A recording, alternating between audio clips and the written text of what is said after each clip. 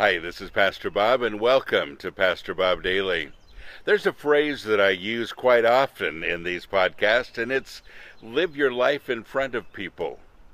And, I've had several that have asked, what exactly does that mean? So that's what I want to talk about today. One of the things that bothers me a lot is when people are phony. I know it probably bothers you too, because we can always tell.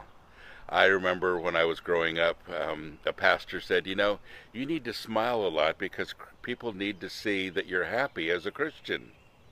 And so I remember the time when I concentrated on smiling a little more. It wasn't always genuine. It didn't always feel like smiling, but I thought, this is what Christians are supposed to do.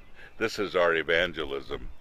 Well, I smile a lot now, but I smile because I have a purpose, and I feel like smiling. But, it's a phony thing if you're just smiling and there's nothing behind it. And so many times, folks, we live our lives in that way. We're not real. We're not honest. What we portray about ourselves isn't even what we feel in our hearts. And if I have a smile on my face that isn't real, you always know. The sparkle isn't in your eyes. You don't really feel that warmth that comes from a true smile. But it's true about how we try to act around other people. And we feel like we have to be in our best behavior for the world, so to speak, to appreciate the fact that we're Christians. And yet, I think what the world picks up is that Christians are generally very phony. I love honesty. I love people being real with me. And I love seeing their strengths and their weaknesses, because that is a testimony to me. So when I say live your life in front of people, I mean just that. Be honest in front of people. Make your mistakes in front of people. Correct your mistakes in front of people. Let them watch your joys and let them experience your struggles. Because you see, that's what makes you a real person. Christians aren't perfect. We've kind of established that, and if you're a Christian today, you already know that about yourself. And you don't always get it right. And we're all on this path of learning and kind of enjoying the quest.